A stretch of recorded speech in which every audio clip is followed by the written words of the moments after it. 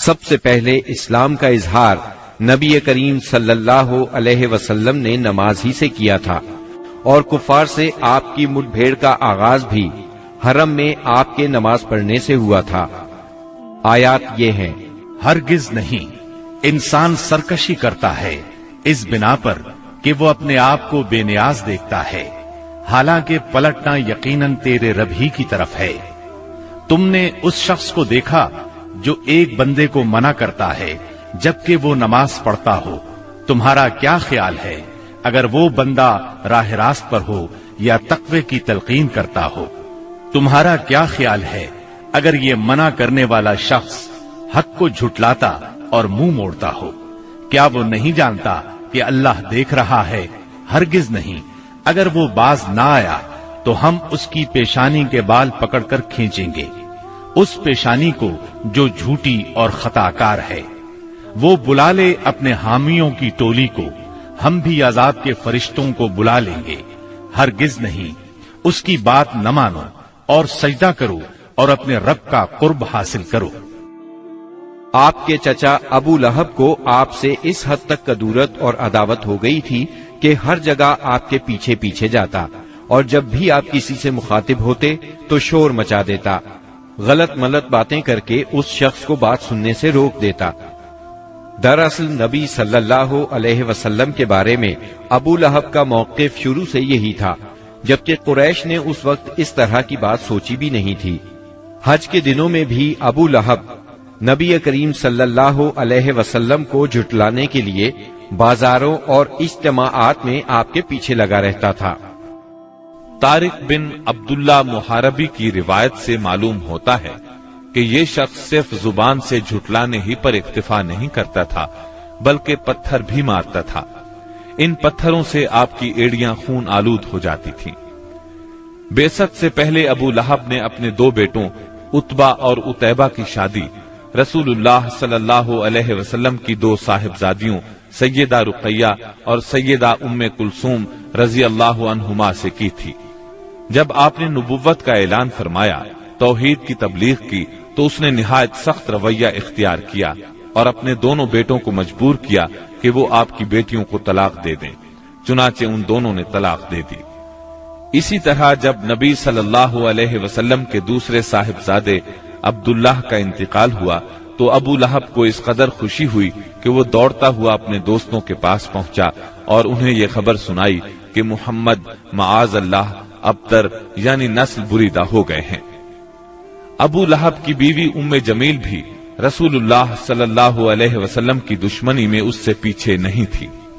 اس کا نام اروا تھا، جو حرب بن امیہ کی بیٹی اور ابو سفیان کی بہن تھی۔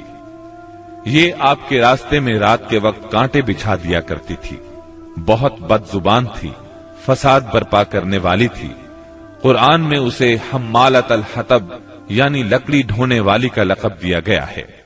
جب اسے معلوم ہوا کہ اس کی اور اس کے شوہر کی مذمت میں قرآن نازل ہوا ہے تو وہ رسول اللہ صلی اللہ علیہ وسلم کو تلاش کرتی ہوئی آئی۔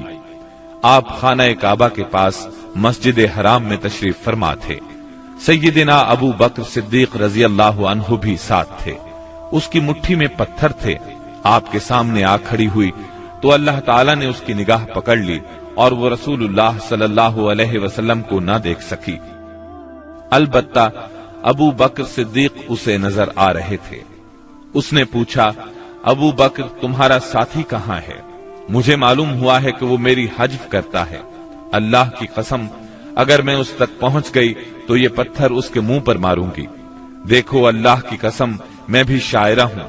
یہ کہہ کر اس نے شعر پڑھا، مزممن عصینا وامرہ ابینا ودینہ قلینا۔ ہم نے مزمم کی نافرمانی کی، اس کے امر کو تسلیم نہ کیا اور اس کے دین کو نفرت اور حقارت سے چھوڑ دیا۔ اس کے بعد وہ واپس چلی گئی۔ سیدنا ابو بکر صدیق رضی اللہ عنہ نے عرض کیا، اے اللہ کے رسول، کیا اس نے آپ کو دیکھا نہیں؟ آپ نے فرمایا، نہیں، اس نے مجھے نہیں دیکھا، اللہ نے اس کی نگاہ پکڑ لی تھی۔ بہرحال نبی صلی اللہ علیہ وسلم اپنی تبلیغ میں لگے رہے۔ مجمعوں اور محفلوں میں پہنچ کر اسلام کا پیغام دیتے رہے۔ آپ کتاب اللہ کی آیات پڑھتے اور سابقہ رسولوں نے جو پیغام دیا تھا وہی پیغام لوگوں کو سناتے۔ آپ فرماتے، یا قوم اعبدوا اللہ ما لکم من الہ غیرہ، اے میری قوم کے لوگو، اللہ کی عبادت کرو، اس کے سوا تمہارا کوئی معبود نہیں۔ اس کے ساتھ ہی آپ نے لوگوں کے سامنے کھلم کھلا اللہ کی عبادت شروع کر دی۔ چنانچہ آپ دن دہاڑے سارے لوگوں کے سامنے کعبہ کے صحن میں نماز پڑھتے۔ آپ کی تبلیغ آہستہ آہستہ کامیاب ہوتی چلی گئی۔ قریش اس پوری صورتحال کو تشویش کی نظر سے دیکھ رہے تھے۔ ابھی تھوڑا عرصہ گزرا تھا کہ حج کا موسم آ گیا۔ کفار حاجیوں کے سلسلے میں پریشان ہو گئے۔ چنانچہ ان کی ایک جماعت ولید بن مغیرہ کے پاس آئی۔ یہ ان میں عمر رسیدہ اور مرتبے والا آدمی تھا۔ اس نے کہا، دیکھو حج کا موسم آ گیا ہے، اب ہر طرف سے لوگ تمہارے پاس آئیں گے اور وہ ان صاحب کا معاملہ سن ہی چکے ہیں، لہٰذا کوئی ایک رائے طے کر لو اور مختلف باتیں نہ کہنا، ورنہ ایک دوسرے کو جھٹلا بیٹھو گے۔ لوگوں نے کہا، تب پھر آپ ہی بتائیں ہمیں کیا کرنا چاہیے، کیا کہنا چاہیے؟ اس نے کہا، نہیں بلکہ تم کہو میں سنوں گا۔ لوگوں نے کہا، اچھا تو ہم ان سے کہیں گے یہ کاہن ہے۔ یہ سن کر ولید بن مغیرہ نے جواب دیا، وہ کاہن نہیں ہے، ہم نے کاہنوں کو دیکھا ہے، اس میں نہ ان جیسی گنگناہٹ ہے نہ تک بندی۔ تب ان لوگوں نے کہا، ہم کہیں گے وہ پاگل ہے۔ ولید بن مغیرہ نے جواب دیا، وہ پاگل بھی نہیں ہے، ہم لوگ پاگل پن کو بھی پہچانتے ہیں، اس میں نہ پاگلوں کسی گھٹن ہے، نہ الٹی سیدھی حرکتیں، نہ بہکی بہکی باتیں۔ لوگوں نے کہا، تب پھر ہم کہیں گے وہ شاعر ہے۔ ولید بن مغیرہ بولا، وہ شاعر بھی نہیں ہے، ہمیں شعر و شاعری کی تمام قسمیں معلوم ہیں، وہ شاعر نہیں ہے۔ وہ بولے، اچھا تو ہم کہیں گے وہ جادوگر ہے۔ ولید بن مغیرہ نے کہا، وہ جادوگر بھی نہیں ہے، ہم نے جادو اور جادوگر سب دیکھے ہیں، اس میں ان جیسی جھاڑ پھونک ہے نہ گرہ بندی۔ انہوں نے کہا، تب پھر آخر ہم ان سے کیا کہیں، کیا بتائیں، یہ کون ہے، کیا ہے؟ اس نے جواب میں کہا، اللہ کی قسم، اس کی بات میں مٹھاس ہے، تازگی ہے، اس کی جڑ پائیدار اور شاخ پھلدار ہے، تم جو بھی کہو گے واضح ہو جائے گا کہ تم نے جھوٹ کہا ہے۔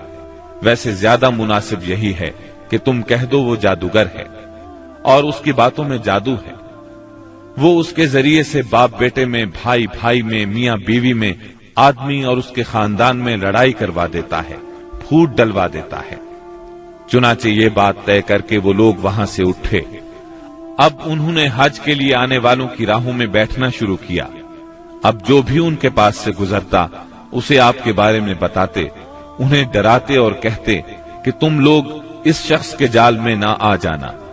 نتیجہ یہ ہوا کہ لوگوں نے آپ کو دیکھنے اور آپ کی باتیں سننے سے پہلے ہی بچ کر رہنے کی ٹھان لی۔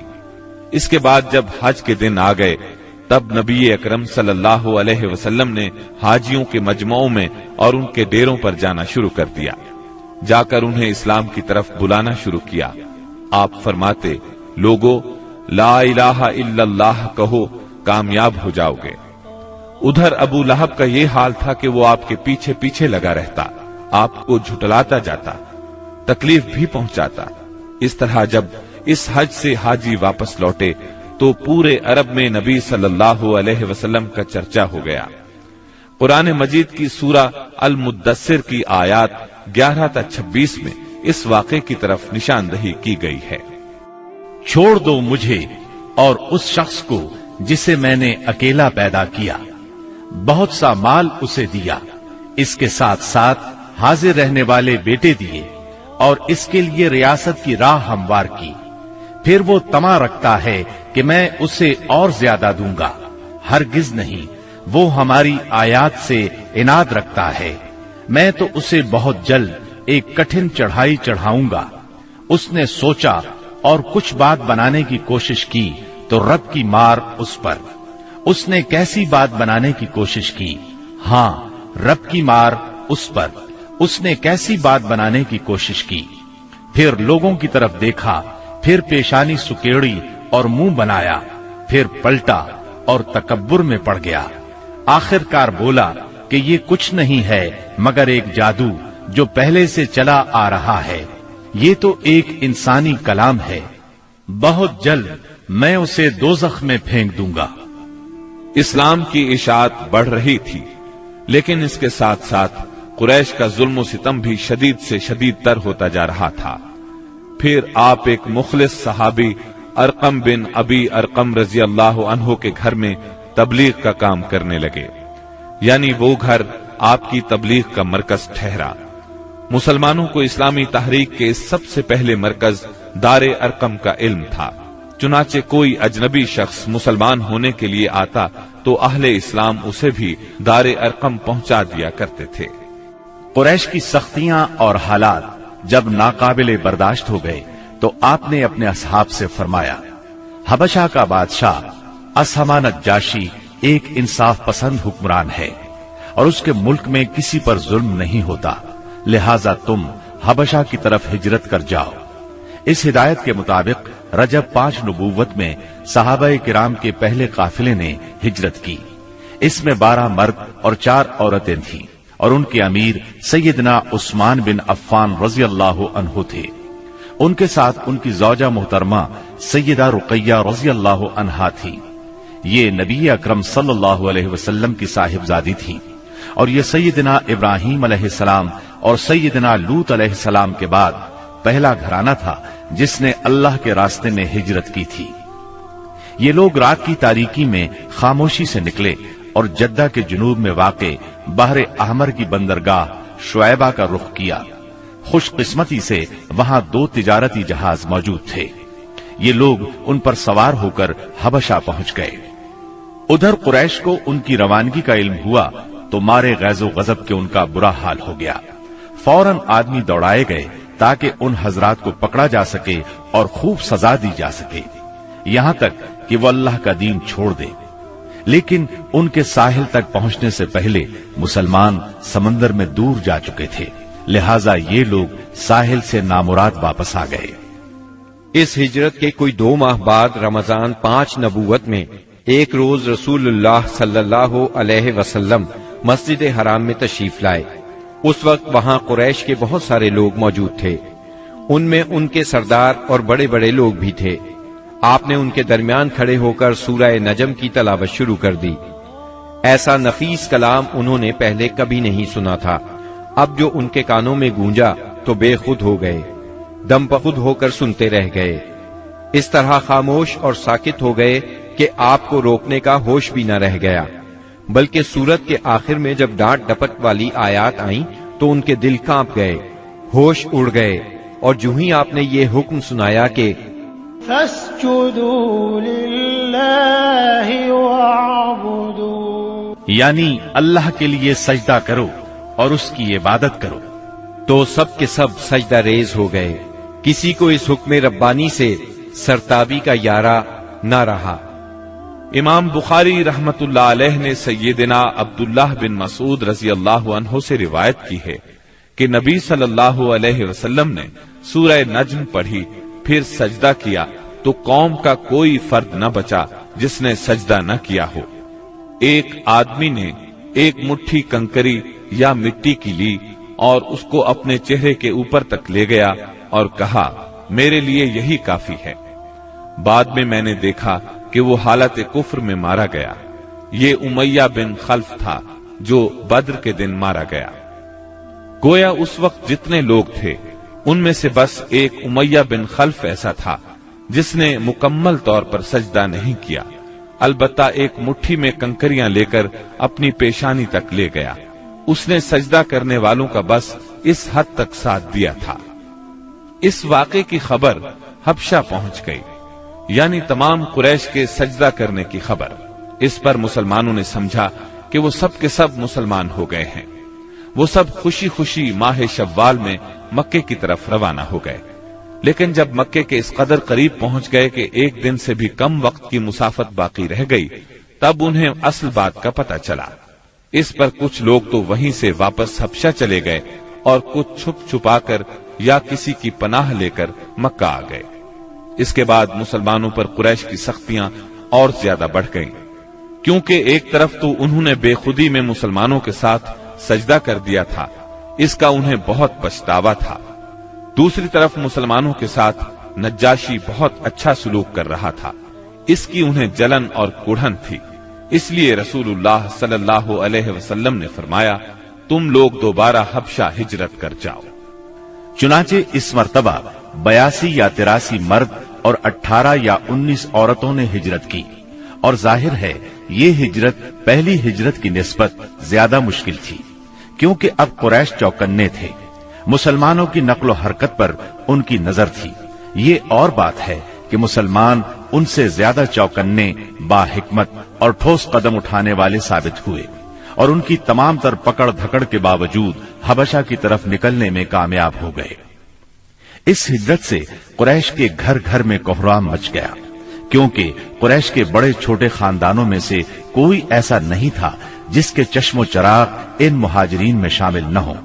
کسی کا بیٹا گیا تھا تو کسی کا داماد، کسی کی بیٹی گئی تھی تو کسی کا بھائی اور کسی کی بہن۔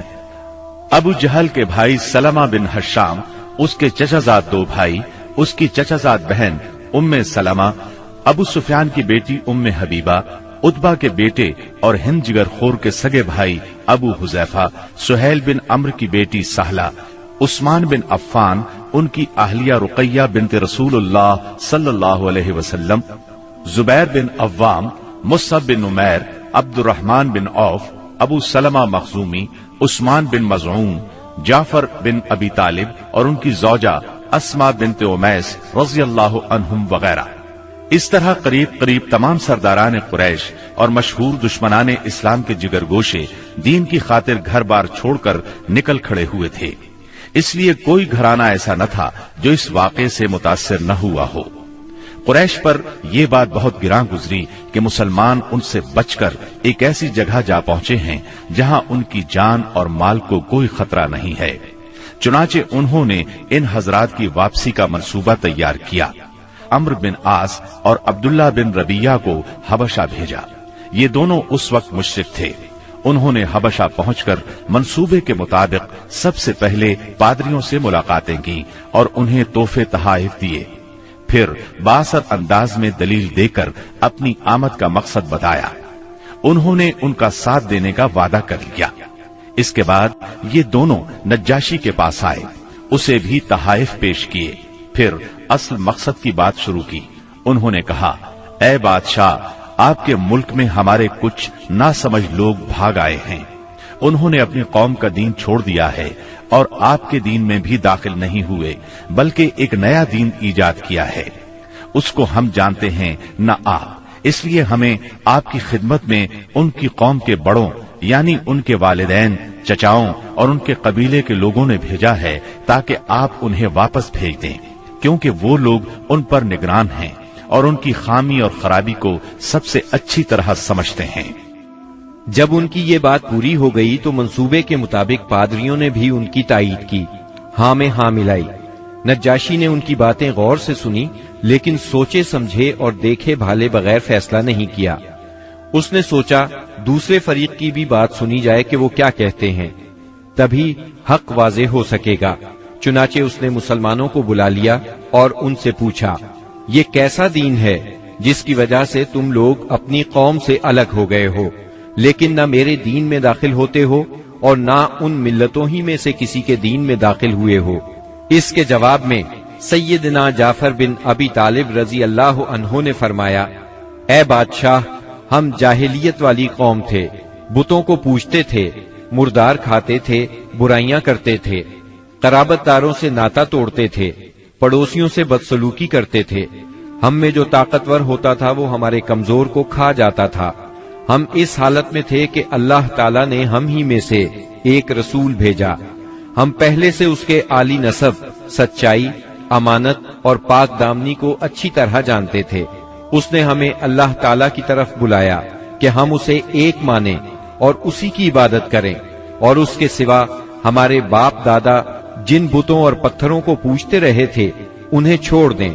اس نے ہمیں سچ بولنے، امانت ادا کرنے، قرابت جوڑنے، پڑوسی سے اچھا سلوک کرنے، حرام کاری اور خون ریزی سے باز رہنے کا حکم دیا۔ بے حیائی کے کاموں سے، جھوٹ بولنے سے، یتیم کا مال کھانے سے اور پاک دامن عورتوں پر جھوٹی تہمت لگانے سے منع کیا۔ اس نے ہمیں یہ بھی حکم دیا کہ ہم صرف ایک اللہ کی عبادت کریں، اس کے ساتھ کسی کو شریک نہ کریں۔ اس نے ہمیں نماز، زکوٰۃ اور روزے کا حکم دیا۔ اس موقع پر سیدنا جعفر رضی اللہ عنہ نے اسلام کے اور بہت سے احکام گنوائے، پھر کہا، ہم نے اس پیغمبر کو سچا مانا، اس پر ایمان لائے، اس کی پیروی کی اور اس کے لائے ہوئے دین میں اس کی اطاعت کی۔ چنانچہ ہم نے ایک اللہ کی عبادت کی، اس کے ساتھ کسی کو شریک نہیں کیا، اور جو چیزیں اس نے حرام بتائیں انہیں حرام مانا، جو چیزیں اس نے حلال بتائیں ان کو حلال مانا۔ بس اس پر ہماری قوم ہم سے بگڑ گئی، اس نے ہم پر ظلم و ستم کا بازار گرم کر دیا، ہمیں ہمارے دین سے پھیرنے کے لیے فتنوں اور سزاؤں سے دوچار کیا، تاکہ ہم اللہ کی عبادت چھوڑ کر پھر سے بت پرستی کی طرف پلٹ جائیں، اور جن گندی چیزوں کو حلال سمجھتے تھے انہیں پھر حلال سمجھنے لگے۔ جب انہوں نے ہم پر بہت ظلم و تشدد کیا، زمین ہم پر تنگ کر دی، ہمارے اور ہمارے دین کے درمیان رکاوٹ بن گئے، تو ہم نے آپ کے ملک کی راہ لی اور آپ کو دوسروں پر ترجیح دی اور آپ کی پناہ میں رہنے کو پسند کیا، اور آپ سے اے بادشاہ یہ امید کی کہ آپ کے ہاں ہم پر ظلم نہیں کیا جائے گا۔ سیدنا جعفر رضی اللہ عنہ کی یہ تقریر سن کر نجاشی نے کہا، کچھ قرآن پڑھ کر سناؤ۔ اس پر سیدنا جعفر رضی اللہ عنہ نے سورہ مریم کی ابتدائی آیات تلاوت کی۔ نجاشی ان آیات کو سن کر اس قدر رویا کہ اس کی داڑھی تر ہو گئی، اور تمام پادری بھی اس قدر روئے کہ ان کے صحیفے تر ہو گئے۔ پھر نجاشی نے کہا، یہ کلام اور وہ کلام جو عیسیٰ علیہ السلام لے کر آئے تھے، دونوں ایک ہی طاق شمع سے نکلے ہوئے ہیں۔ اس کے بعد اس نے قریش کے دونوں نمائندوں سے مخاطب ہو کر کہا، تم لوگ چلے جاؤ، اللہ کی قسم میں انہیں تمہارے حوالے نہیں کر سکتا، اور نہ ان کے خلاف کوئی چال چلی جا سکتی ہے۔ دوسرے دن عمرو بن عاص نے ایک خطرناک ترین تدبیر اختیار کی۔ نجاشی سے جا کر کہا، اے بادشاہ، یہ لوگ عیسیٰ علیہ السلام کے بارے میں ایک بڑی بات کہتے ہیں۔ اس پر نجاشی نے پھر مسلمانوں کو بلوایا اور سیدنا عیسیٰ علیہ السلام کے بارے میں سوال کیا۔ سیدنا جعفر رضی اللہ عنہ نے فرمایا، ہم ان کے بارے میں وہی بات کہتے ہیں جو نبی صلی اللہ علیہ وسلم لے کر آئے ہیں، یعنی وہ اللہ کے بندے ہیں، اس کے رسول، اس کی روح اور اس کا وہ کلمہ ہے جسے اللہ نے کنواری پاک دامن مریم علیہ السلام کی طرف القاء کیا تھا۔ اس پر نجاشی نے زمین سے تنکا اٹھایا اور کہا، اللہ کی قسم، جو کچھ تم نے کہا ہے اس سے عیسیٰ علیہ السلام اس تنکے کے برابر بھی بڑھ کر نہیں تھے۔ چنانچہ تم لوگ میرے ملک میں امن اور چین سے رہو، جو تمہیں گالی دے گا اس پر تاوان لگایا جائے گا۔ مجھے سونے کا پہاڑ ملے تو بھی میں گوارا نہیں کروں گا کہ تم میں سے کسی کو ستایا جائے۔ اس کے بعد اس نے حکم دیا کہ قریش کے نمائندوں کو ان کے تحفے واپس کر دیے جائیں۔ چنانچہ یہ دونوں صاحبان منہ لٹکائے واپس مکہ لوٹ آئے، اور مسلمانوں نے وہاں اچھے دیار میں اچھے ہمسائے کے ساتھ قیام کیا۔ بہرحال مشرکین کی چال ناکام ہو گئی۔ یہ بات ان کی سمجھ میں آ گئی کہ وہ مسلمانوں سے عداوت اپنے دائرہ اختیار میں رہ کر ہی کر سکتے ہیں، لیکن پھر اس کے مقابلے میں انہوں نے ایک خوفناک بات سوچی۔ دراصل انہیں اچھی طرح احساس ہو گیا تھا کہ اس مسئلے سے نمٹنے کے لیے ان کے سامنے دو ہی راستے رہ گئے ہیں، یہ کہ رسول اللہ صلی اللہ علیہ وسلم کو طاقت کے ذریعے تبلیغ سے روک دیں، یا پھر آپ کے وجود ہی کا صفایا کر دیں۔ تاہم دوسری صورت ان کے لیے بہت مشکل تھی، اس لیے کہ ابو طالب آپ کے محافظ تھے اور وہ مشرکین کے عزائم کے سامنے آہنی دیوار تھے۔ اس لیے یہی مفید سمجھا گیا کہ ابو طالب سے دو باتیں کی جائیں۔ اس تجویز کے بعد سرداران قریش ابو طالب کے پاس گئے اور بولے، اے ابو طالب، آپ ہمارے درمیان بہت عزت اور شرف والے ہیں۔ ہم نے آپ سے گزارش کی کہ اپنے بھتیجے کو روکیے، لیکن آپ نے نہیں روکا۔ آپ یہ بات یاد رکھیں، ہمارے آباء و اجداد کو گالیاں دی جاتی ہیں، ہم برداشت نہیں کر سکتے۔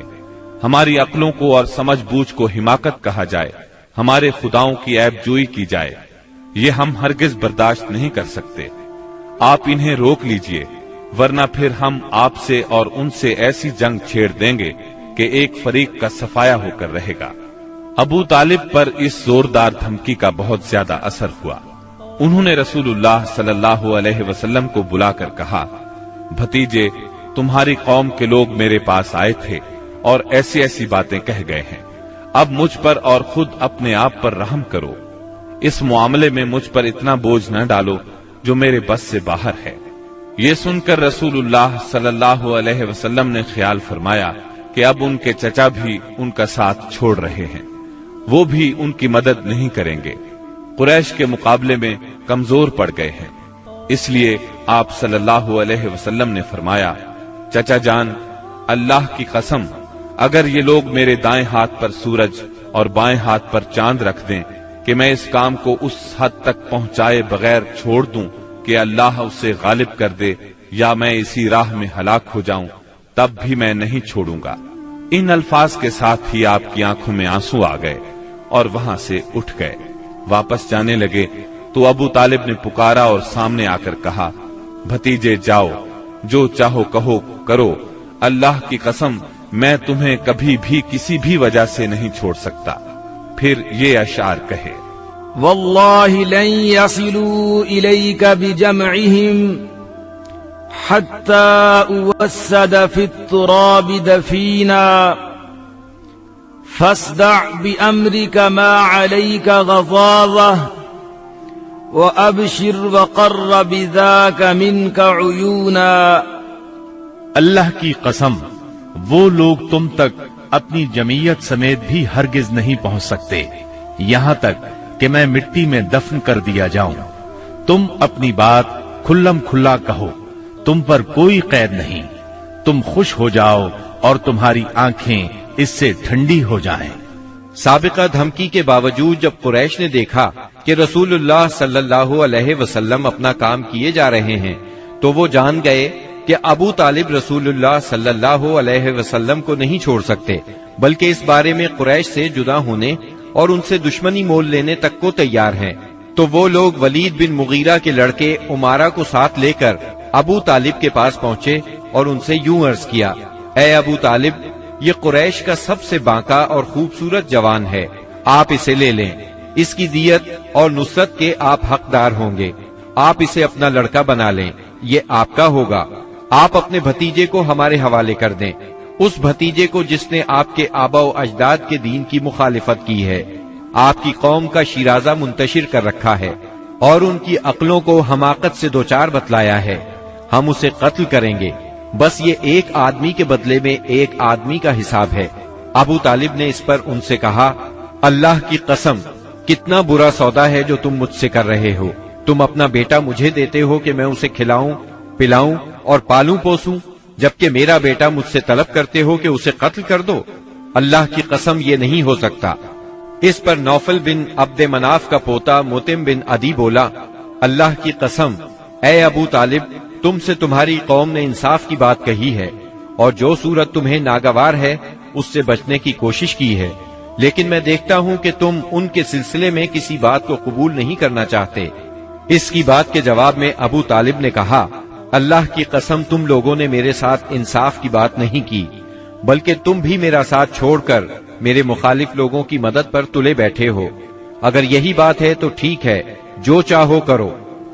اس گفتگو کی ناکامی کے بعد قریش کا ظلم و ستم حد سے بڑھ گیا، تکالیف دینے کا سلسلہ پہلے سے کئی گنا زیادہ اور سخت تر ہو گیا۔ انہی دنوں قریش کے سرکشوں کے دماغوں میں نبی صلی اللہ علیہ وسلم کے خاتمے کی ایک تجویز ابھری، لیکن یہ تجویز بھی ان کے خلاف گئی۔ اس تجویز کی بنا پر مکے کے دو نامور اور سرفروش یعنی سیدنا حمزہ اور سیدنا عمر بن خطاب رضی اللہ عنہما اسلام لائے اور ان کے ذریعے سے اسلام کو خوب طاقت ملی۔ ظلم و ستم کے طویل ترین سلسلے کے صرف ایک دو نمونے آپ کو سنائے جاتے ہیں۔ ایک روز ابو لہب کا بیٹا عتیبہ رسول اللہ صلی اللہ علیہ وسلم کے پاس آیا اور بولا، میں والنجم اذا ہوا اور ثم دنا فتدلی کا انکار کرتا ہوں، یعنی اس نے قرآن کی ان آیات کے بارے میں کہا، کہ میں ان کا انکار کرتا ہوں۔ پھر آپ پر حملہ آور ہوا، آپ کا کرتا پھاڑ ڈالا، آپ کے چہرہ مبارک پر تھوکنے کی کوشش کی، لیکن اس کا تھوک آپ کے چہرہ مبارک تک نہ آ سکا۔ اس موقع پر نبی کریم صلی اللہ علیہ وسلم نے اس کے حق میں یوں بد دعا فرمائی: اے اللہ، اپنے کتوں میں سے کوئی کتا اس پر مسلط کر دے۔ رسول اللہ صلی اللہ علیہ وسلم کی یہ بد دعا قبول ہوئی، اور وہ اس طرح کہ ایک مرتبہ عتیبہ قریش کے کچھ لوگوں کے ساتھ سفر پر گیا۔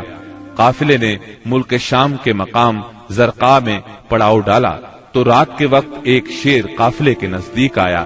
اس نے پورے قافلے کے گرد چکر لگایا۔ عتیبہ نے اس شیر کو دیکھا تو بولا: ہائے میری تباہی، اللہ کی قسم یہ مجھے کھا جائے گا۔ محمد نے مجھے بد دعا دی تھی، دیکھو میں شام میں ہوں، اس نے مکے میں رہتے ہوئے مجھے مار ڈالا۔ اس وقت تو شیر چلا گیا۔ لوگوں نے عتیبہ کو دلاسا دیا کہ فکر کرنے کی کوئی بات نہیں۔ پھر اس کی حفاظت کی خاطر اس کے چاروں طرف جانور کھڑے کر دیے تاکہ اگر رات کے وقت شیر آ جائے تو عتیبہ کی بجائے کسی جانور کو کھا لے، عتیبہ کی طرف رخ نہ کرے۔ اس کے باوجود عتیبہ کی گویا جان نکلی جا رہی تھی۔ پھر رات ہو گئی، سب لوگ سو گئے، لیکن عتیبہ سے نیند کوسوں دور تھی، اور آخرکار شیر آ گیا۔ اس نے جانوروں کو کچھ نہ کہا، ایک چھلانگ لگا کر ان کے اوپر سے ہوتا ہوا عتیبہ پر جا پڑا اور اس کا سر چبا ڈالا۔ تکالیف پہنچانے والوں میں ایک شخص عقبہ بن ابی معیط تھا۔ اس نے ایک روز حالت سجدہ میں نبی صلی اللہ علیہ وسلم کی گردن اس زور سے دبائی کہ معلوم ہوتا تھا آپ کی آنکھیں باہر نکل آئیں گی۔ سیدنا امیر حمزہ رضی اللہ عنہ رشتے میں آپ کے چچا تھے، مگر عمر میں آپ سے 2-3 سال ہی بڑے تھے۔ آپ دونوں نے چونکہ سویبہ کا دودھ پیا تھا، اس لیے رضائی بھائی بھی تھے۔ سیدنا حمزہ رضی اللہ عنہ کو شکار کھیلنے اور سپاہ گری کا بہت شوق تھا۔ منہ اندھیرے تیر کمان لے کر شکار کے لیے نکل جاتے اور پورا دن اسی شوق میں گزار دیتے۔ شام کو واپس آتے تو پہلے حرم میں جاتے، طواف کرتے۔ قریش کے رئیس حرم میں اکثر اپنی الگ الگ مجلس جما کر بیٹھتے تھے۔ سیدنا حمزہ کی ان سب سے اچھی دوستی تھی، اس لیے سب لوگ ان کی بہت قدر کرتے تھے۔ ایک روز نبی اکرم صلی اللہ علیہ وسلم کوہ صفا پر بیٹھے تھے، اتنے میں ابو جہل آیا اور آپ کو دیکھتے ہی آگ بگولا ہو گیا۔ آپ کو گالیاں دینے لگا، آپ خاموش رہے۔ اس خاموشی سے اس کا پارا اور چڑھ گیا۔ اس نے ایک پتھر اٹھایا اور آپ کے سر پر دے مارا۔ آپ کا سر زخمی ہو گیا، خون بہنے لگا۔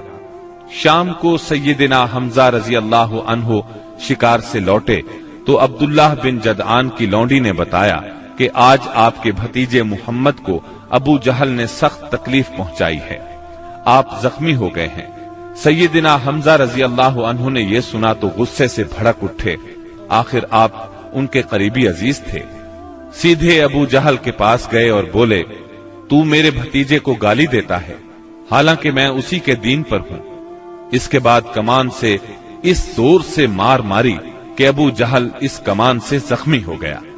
اب سیدنا حمزہ رضی اللہ عنہ آپ صلی اللہ علیہ وسلم کے پاس پہنچے اور بولے: بھتیجے، تمہیں یہ سن کر خوشی ہوگی کہ میں نے ابو جہل سے تمہارا بدلہ لے لیا ہے۔ اس پر نبی اکرم صلی اللہ علیہ وسلم نے فرمایا: چچا، میں ایسی باتوں سے خوش نہیں ہوا کرتا۔ اگر آپ میری خوشی چاہتے ہیں تو اس کا آسان اور سیدھا سادہ طریقہ یہ ہے کہ آپ مسلمان ہو جائیں۔ سیدنا امیر حمزہ رضی اللہ عنہ کے دل پر اس جملے کا اتنا اثر ہوا کہ انہوں نے اسی وقت کلمہ پڑھا اور اسلام قبول کر لیا۔ سیدنا حمزہ رضی اللہ عنہ کے ایمان لانے کے 3 دن بعد سیدنا عمر بن خطاب بھی اسلام لے آئے۔ وہ قریش مکہ کے بہت بڑے ستون اور مددگار تھے۔ قریش کی طرف سے بیرونی ممالک سے سفارتی تعلقات رکھنا انہی کی ذمہ داری تھی۔ اسلام قبول کرنے سے پہلے آپ مسلمانوں کے سخت خلاف تھے، بہت سخت گیر تھے، طبیعت میں غصہ بہت تھا۔ ایک رات رسول اللہ صلی اللہ علیہ وسلم خانہ کعبہ کے پاس نماز پڑھ رہے تھے۔ سیدنا عمر رضی اللہ عنہ نے چھپ کر چند آیات سن لی۔ ان کے دل میں آیا کہ یہ حق ہے، لیکن پھر بھی اپنے خیالات پر جمے رہے، یہاں تک کہ ایک روز نبی صلی اللہ علیہ وسلم کا کام تمام کرنے کی نیت سے تلوار لے کر نکل کھڑے ہوئے۔ راستے میں ان کی ملاقات سیدنا نعیم بن عبداللہ سے ہوئی۔ یہ نئے نئے مسلمان ہوئے تھے، اس لیے ابھی ان کے اسلام لانے کی خبر سیدنا عمر رضی اللہ عنہ کو نہیں ہوئی تھی۔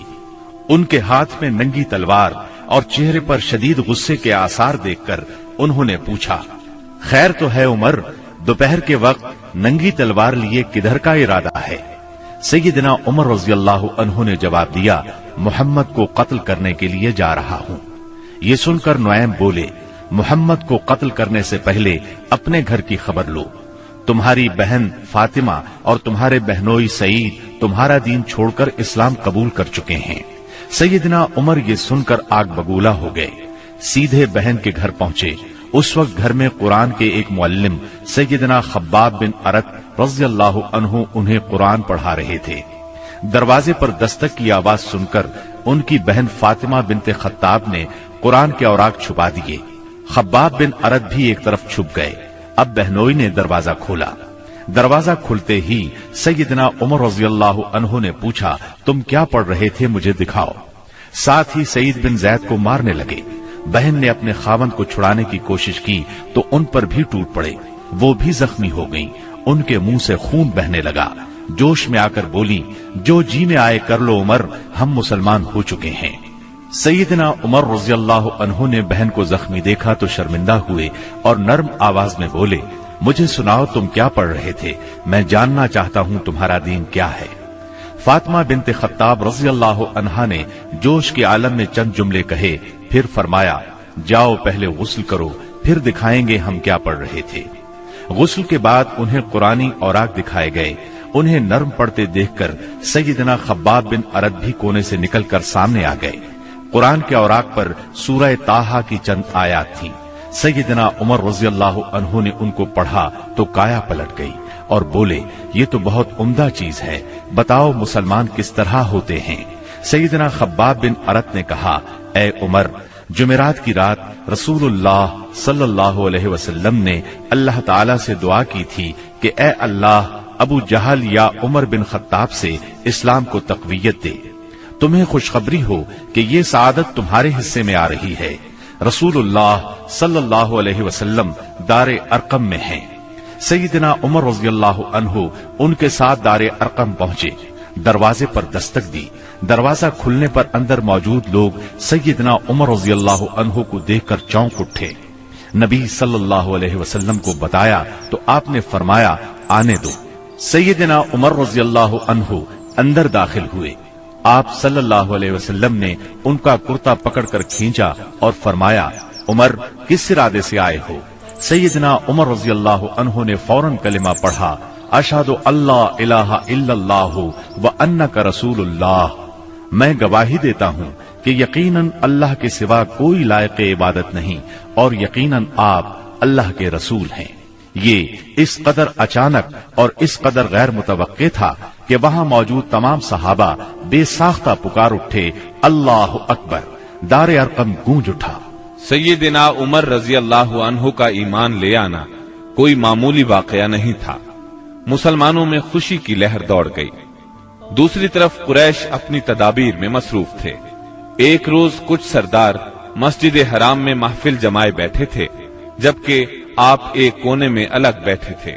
مسلمانوں کی بڑھتی ہوئی تعداد نے قریش کی پریشانی میں بہت اضافہ کر دیا تھا، لہذا اس موقع پر ابو سفیان کے خسر عتبہ بن ربیعہ نے قریش کے سرداروں سے کہا، صاحبو، اگر آپ لوگ پسند کریں تو میں جا کر محمد سے بات کروں اور ان کے سامنے چند تجاویز رکھوں، شاید کہ وہ ان میں سے کوئی تجویز مان لیں اور ہم لوگ بھی اس کو قبول کر لیں، ہو سکتا ہے اس طرح وہ ہماری مخالفت سے باز آ جائیں۔ سب حاضرین نے اس بات سے اتفاق کیا۔ عتبہ اٹھ کر آپ کے پاس پہنچا اور آپ کے پاس بیٹھ گیا۔ آپ نے اس کی طرف دیکھا تو وہ بولا، بھتیجے، تم اپنی قوم میں اپنے نسب اور خاندان کے اعتبار سے جو حیثیت رکھتے ہو وہ تمہیں معلوم ہے، مگر تم اپنی قوم پر ایک بڑی مصیبت لے آئے ہو۔ تم نے جماعت میں تفریقہ ڈال دیا ہے، ساری قوم کو تم بے وقوف ٹھہراتے ہو، قوم کے معبودوں اور اس کے دین کی برائی کرتے ہو اور ایسی باتیں کرنے لگے ہو جن کے معنی یہ ہیں کہ ہم سب کے باپ دادا کافر تھے۔ اب ذرا میری بات سنو، کچھ تجاویز تمہارے سامنے رکھتا ہوں، ان پر غور کرو، شاید کہ ان میں سے کسی کو تم قبول کر لو۔ اس کے خاموش ہونے پر آپ نے فرمایا، ابو الولید آپ کہیں، میں سن رہا ہوں۔ اس نے کہا، بھتیجے، یہ کام جو تم نے شروع کیا ہے، اس سے اگر تمہارا مقصد مال حاصل کرنا ہے تو ہم سب مل کر تمہیں اتنا کچھ دینے کے لیے تیار ہیں کہ تم ہم میں سب سے زیادہ مالدار ہو جاؤ گے۔ اگر اس سے اپنی بڑائی چاہتے ہو تو ہم تمہیں اپنا سردار بنانے کے لیے تیار ہیں۔ کسی معاملے کا فیصلہ تمہارے بغیر نہیں کیا کریں گے۔ اگر بادشاہت ہی چاہتے ہو تو ہم تمہیں اپنا بادشاہ بنا لیتے ہیں، اور اگر تم پر کوئی جن آتا ہے جسے تم خود دور کرنے پر قادر نہیں ہو تو ہم بہترین طبیبوں سے اپنے خرچ پر تمہارا علاج کروا دیتے ہیں۔ عتبہ یہ باتیں کرتا رہا، آپ خاموشی سے سنتے رہے۔ جب وہ اپنی کہہ چکا تب آپ نے فرمایا، اچھا اب میری سنو۔ اس کے بعد آپ نے بسم اللہ الرحمن الرحیم پڑھ کر سورہ حامیم السجدہ کی تلاوت شروع کی۔ عتبہ اپنے دونوں ہاتھ پیچھے زمین پر ٹکائے سنتا رہا۔ جب آپ نے آیت سجدہ یعنی آیت نمبر 38 پر پہنچ کر سجدہ کیا، پھر سر اٹھا کر فرمایا، اے ابو الولید، میرا جواب آپ نے سن لیا، اب آپ جانیں اور آپ کا کام۔ ان آیات مبارکہ کا ترجمہ بھی آپ سن لیں جو رسول صلی اللہ علیہ وسلم نے عتبہ کے سامنے اس کی باتوں کے جواب میں پڑھی۔ شروع اللہ کے نام سے جو بہت مہربان نہایت رحم والا ہے۔ حامیم، یہ اتاری ہوئی ہے بڑے مہربان بہت رحم والے کی طرف سے۔ ایسی کتاب ہے جس کی آیتوں کی واضح تفصیل کی گئی ہے، اس حال میں کہ قرآن عربی زبان میں ہے، اس قوم کے لیے جو جانتی ہے۔ خوشخبری سنانے والا اور ڈرانے والا ہے، پھر بھی ان میں سے اکثر نے منہ پھیر لیا اور وہ سنتے ہی نہیں۔ اور انہوں نے کہا کہ تو جس کی طرف ہمیں بلا رہا ہے، ہمارے دل تو اس سے پردے میں ہیں اور ہمارے کانوں میں گرانی ہے، اور ہم میں اور تجھ میں ایک حجاب ہے۔ اچھا تو اپنا کام کیے جا، ہم بھی یقیناً کام کرنے والے ہیں۔ آپ کہہ دیجئے کہ میں تو تم ہی جیسا انسان ہوں، مجھ پر وحی نازل کی جاتی ہے کہ تم سب کا معبود ایک اللہ ہی ہے، سو تم اس کی طرف متوجہ ہو جاؤ اور اس سے گناہوں کی معافی چاہو، اور ان مشرکوں کے لیے بڑی ہی خرابی ہے جو زکوٰۃ نہیں دیتے اور آخرت کے بھی منکر ہی رہتے ہیں۔ بے شک جو لوگ ایمان لائیں اور بھلے کام کریں ان کے لیے نہ ختم ہونے والا اجر ہے۔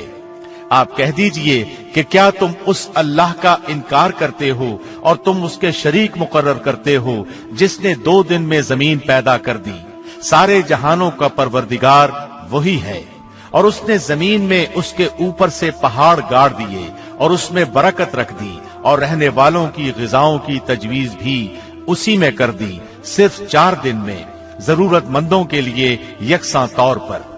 پھر آسمان کی طرف متوجہ ہوا اور وہ دھواں سا تھا، پس اسے اور زمین سے فرمایا کہ تم دونوں خوشی سے آؤ یا ناخوشی سے۔ دونوں نے عرض کیا ہم بخوشی حاضر ہیں۔ پس 2 دن میں 7 آسمان بنا دیے اور ہر آسمان میں اس کے مناسب وحی بھیج دی، اور ہم نے آسمان دنیا کو چراغوں سے زینت دی اور نگہبانی کی۔ یہ تدبیر اللہ غالب و دانا کی ہے۔ اب بھی یہ روگرداں ہوں تو کہہ دیجئے کہ میں تمہیں اس کڑک سے ڈراتا ہوں جو مثل عادیوں اور سمودیوں کی کڑک کے ہوگی۔ حبشہ میں قریش بری طرح ناکام ہو گئے، دوسری طرف وہاں شاہ حبشہ نے مسلمانوں کے ساتھ اعلیٰ ترین سلوک کیا، انہیں وہاں رہنے کی کھلی آزادی دی۔ ادھر مکہ معظمہ میں سیدنا حمزہ اور سیدنا عمر بن خطاب رضی اللہ عنہما نے اسلام قبول کر لیا۔ ان تمام باتوں کی بنا پر کفار کا زور ٹوٹنے لگا۔ دوسری طرف آپ کی تبلیغی کوششوں سے مسلمانوں کی تعداد میں روز بروز اضافہ ہوتا جا رہا تھا اور قبائل میں بھی اسلام پھیلتا جا رہا تھا۔ اس صورتحال نے قریش کو مجبور کیا کہ وہ نئے سرے سے حالات کا جائزہ لیں اور اسلام کی بڑھتی ہوئی مقبولیت میں مزید اضافہ نہ ہونے دیں۔ چنانچہ قریش مکہ ایک جگہ جمع ہوئے۔ مشورے کے بعد بنی ہاشم اور بنی مطلب سے معاشرتی قطع تعلق کا فیصلہ کیا۔ ایک قرارداد لکھی گئی، اس پر حلف لیا گیا، اس میں طے پایا کوئی شخص بنو ہاشم اور بنو مطلب سے شادی بیاہ کے تعلقات نہ رکھے، کسی قسم کا لین دین نہ کرے، نہ کھانے پینے کی چیزیں ان کے ہاتھ فروخت کرے، نہ ان سے بولے چالے، جب تک کہ محمد قتل کے لیے ان کے حوالے نہیں کر دیے جاتے۔ اس قرارداد کو اہمیت دینے کے لیے اس کو کعبے کے اندر لٹکا دیا گیا۔ دوسرے قبائل خاص طور پر بنو کنانہ بھی اس معاہدے میں شریک ہو گئے۔ اس طرح یہ اور مضبوط ہو گیا۔ اس معاہدے کی کتابت بغیض بن عامر بن ہاشم نے کی تھی۔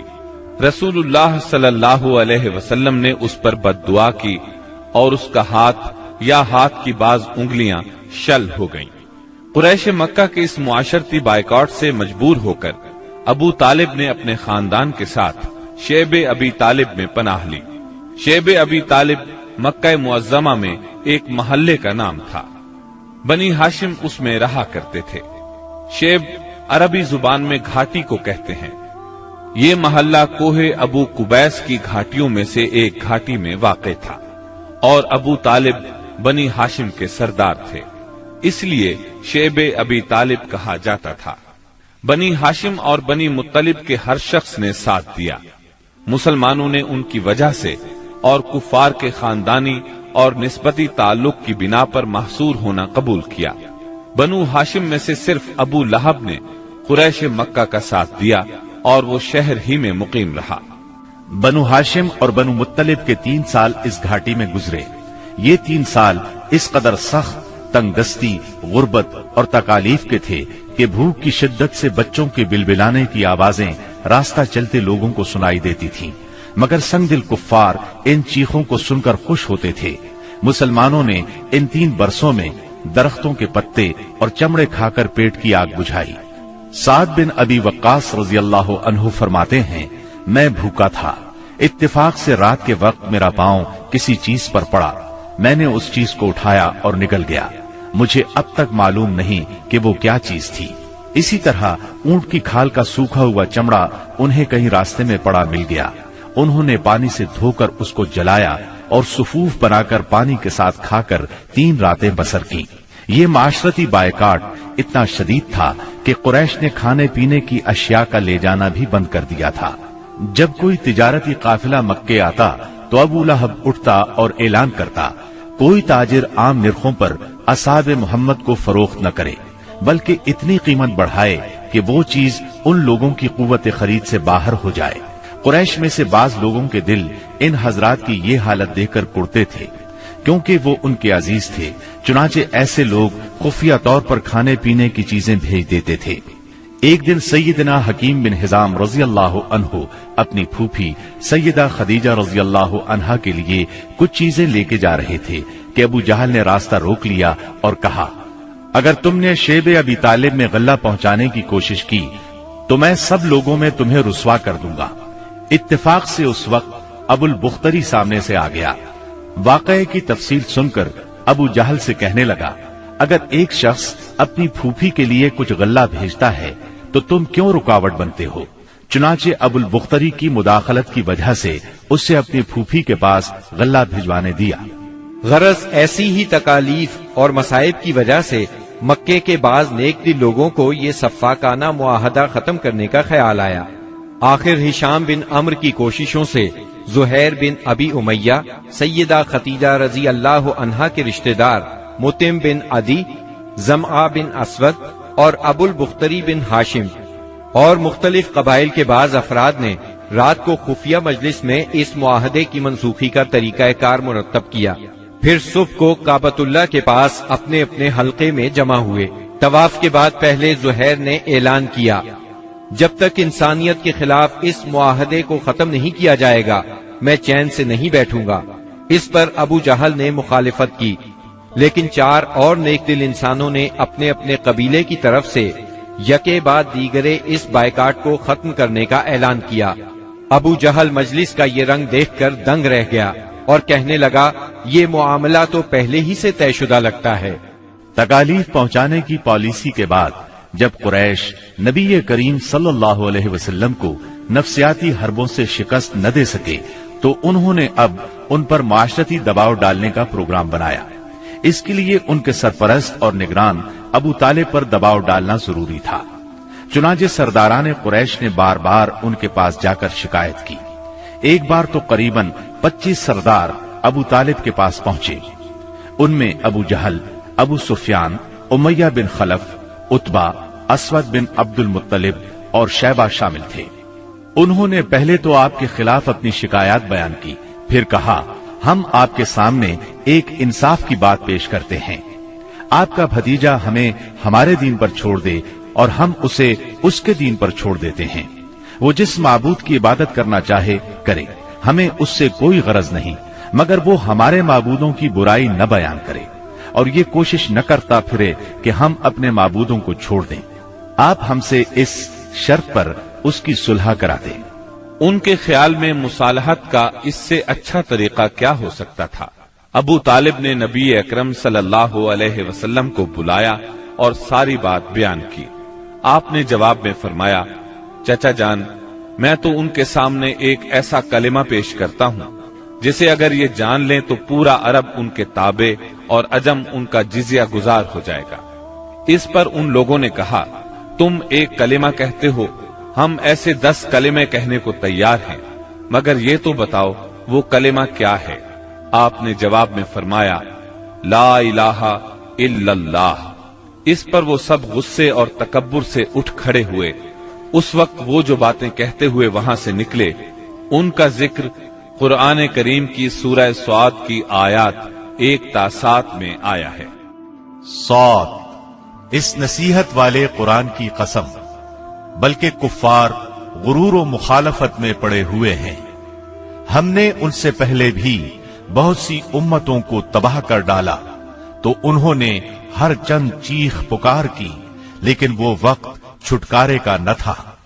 और काफिरों को इस बात पर ताज्जुब हुआ कि उन्हीं में से एक उन्हें डराने वाला आ गया और कहने लगे कि ये तो जादूगर और झूठा है। क्या उसने इतने सारे माबूदों का एक ही माबूद कर दिया? वाकई ये बहुत ही अजीब बात है।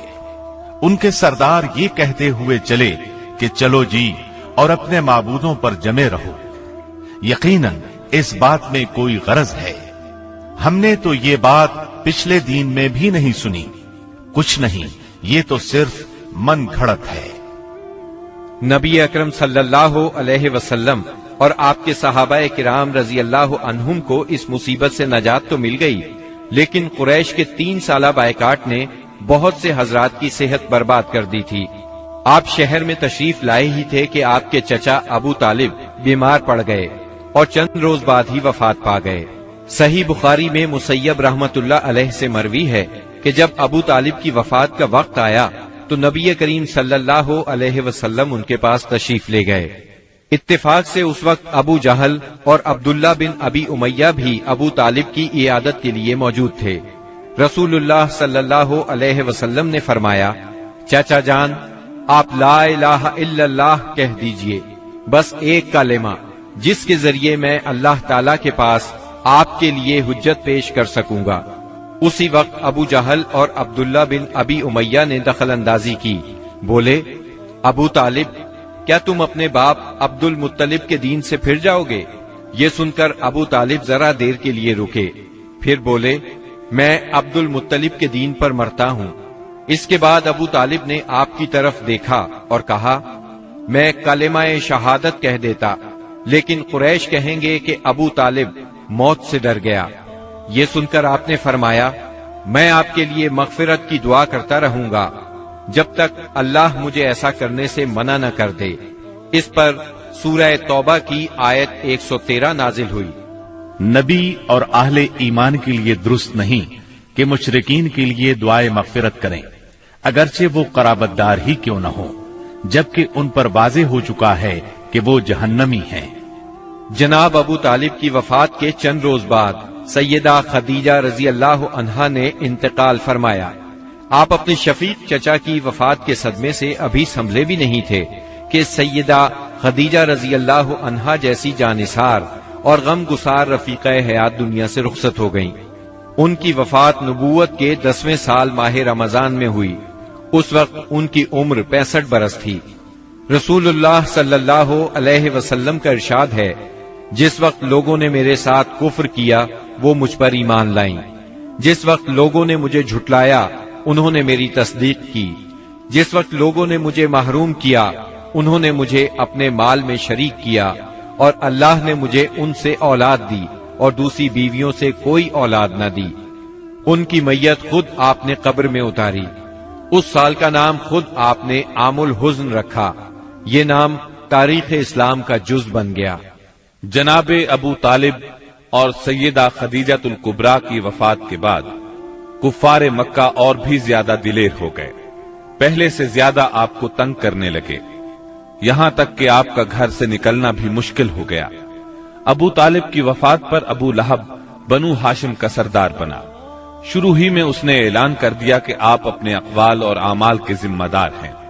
یہ اعلان گویا آپ کو برادری سے خارج کر دینے کے برابر تھا کہ جو چاہے آپ کو معاذ اللہ قتل کر دے، قبیلہ آپ کی حمایت نہیں کرے گا۔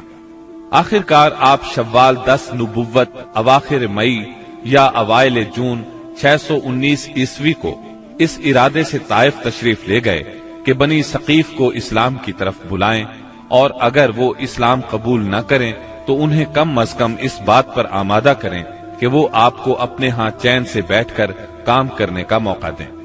طائف مکہ معظمہ سے 60 میل کے فاصلے پر پہاڑوں میں ایک سرسبز و شاداب مقام ہے، جو اپنی خوشگوار آب و ہوا کی وجہ سے اہل حجاز کے لیے ایک صحت افزا مقام کی حیثیت رکھتا ہے۔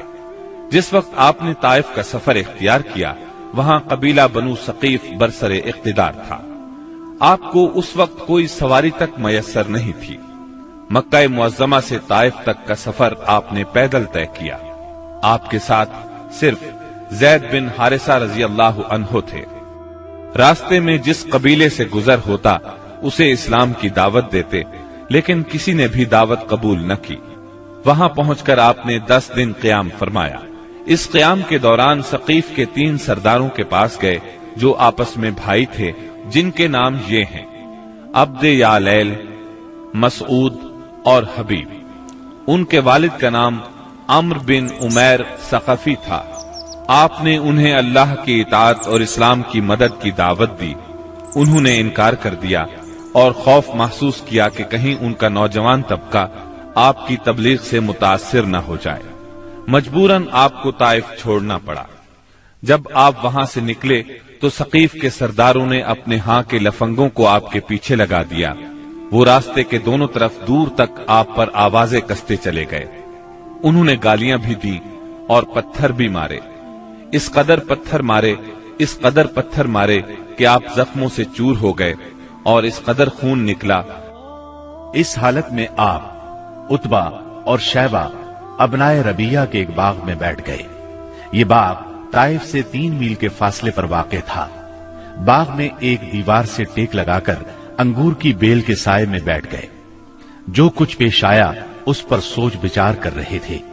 چنانچہ آپ نے ایک رقت انگیز دعا فرمائی جو دعائے مستضعفین کے نام سے مشہور ہے، جس کا مفہوم یہ ہے: الہی میں تجھ سے اپنی کمزوری و بے بسی اور لوگوں کے نزدیک اپنی بے قدری کا شکوہ کرتا ہوں۔ یا ارحم الراحمین، تو کمزوروں کا رب ہے، تو میرا بھی رب ہے۔ تو مجھے کس کے حوالے کر رہا ہے؟ کیا کسی بیگانے کے جو میرے ساتھ تندی سے پیش آئے، یا کسی دشمن کے جسے تو نے میرے معاملے کا مالک بنا دیا ہے؟ اگر مجھ پر تیرا غضب نہیں ہے تو کوئی پرواہ نہیں، لیکن تیری عافیت میرے لیے زیادہ کشادہ ہے۔ میں تیرے چہرے کے اس نور کی پناہ چاہتا ہوں جس سے تاریکیاں روشن ہو گئیں اور جس سے دنیا اور آخرت کے معاملات درست ہوئے، کہ تو مجھ پر اپنا غضب نازل کرے یا تیرا عتاب مجھ پر وارد ہو۔ مجھے تیری رضا مطلوب ہے، یہاں تک کہ تو خوش ہو جائے، اور تیرے بغیر کوئی زور اور طاقت نہیں۔ واپسی پر آپ بہت دل شکستہ تھے، غمگین تھے۔ جب آپ قرن المنازل کے قریب پہنچے تو محسوس ہوا آسمان پر ایک بادل سا چھایا ہوا ہے۔ نظر اٹھائی تو جبرائیل علیہ السلام سامنے تھے۔ انہوں نے کہا، آپ کی قوم نے جو جواب آپ کو دیا اللہ نے اس کو سن لیا ہے۔ اب یہ پہاڑوں کا منتظم فرشتہ اللہ نے بھیجا ہے، جو آپ حکم دینا چاہیں دے سکتے ہیں۔ پھر پہاڑوں کے فرشتے نے آپ کو سلام کر کے عرض کیا، آپ فرمائیں تو دونوں طرف کے پہاڑ ان لوگوں پر الٹ دوں۔ آپ نے فرمایا، نہیں، بلکہ مجھے امید ہے کہ اللہ تعالیٰ ان کی نسل سے ایسے لوگ پیدا کرے گا جو صرف ایک اللہ کی عبادت کریں گے اور اس کے ساتھ کسی کو شریک نہیں ٹھہرائیں گے۔ آپ طائف سے نکل کر چند روز نخلا کے مقام پر ٹھہرے، پریشان تھے کہ اب کیسے مکہ جاؤں۔ طائف میں جو کچھ گزری اس کی خبریں وہاں تک پہنچ چکی ہوں گی۔ اب تو کفار پہلے سے بھی زیادہ دلیر ہو جائیں گے۔ انہی دنوں کا ذکر ہے، ایک رات آپ نماز میں قرآن پڑھ رہے تھے کہ جنوں کے ایک گروہ کا ادھر سے گزر ہوا۔ انہوں نے قرآن سنا تو ایمان لے آئے، اپنی قوم میں جا کر تبلیغ شروع کر دی، اور اللہ نے اپنے نبی کو یہ خوشخبری سنائی کہ انسان اگرچہ آپ کی دعوت کو قبول نہیں کر رہے، مگر بہت سے جن اس کے گرویدہ ہو گئے ہیں اور اس دعوت کو اپنی جنس میں پھیلا رہے ہیں۔ اس واقعے کی تفصیل سورہ احقاف کی آیات 29 تا 31 میں درج ہے۔ اور یاد کرو جب ہم نے آپ کی طرف جنوں کے ایک گروہ کو متوجہ کیا کہ وہ قرآن سنیں، پس جب نبی کے پاس پہنچ گئے تو ایک دوسرے سے کہنے لگے خاموش ہو جاؤ۔ پھر جب تلاوت ختم ہو گئی تو اپنی قوم کو خبردار کرنے کے لیے واپس لوٹ گئے، کہنے لگے، اے ہماری قوم، ہم نے یقیناً وہ کتاب سنی ہے جو موسیٰ کے بعد نازل کی گئی ہے، جو اپنے سے پہلی کتابوں کی تصدیق کرنے والی ہے، جو سچے دین اور راہ راست کی طرف راہبری کرتی ہے۔ اے ہماری قوم، اللہ کے بلانے والے کا کہا مانو، اس پر ایمان لاؤ تو اللہ تمہارے گناہ بخش دے گا اور تمہیں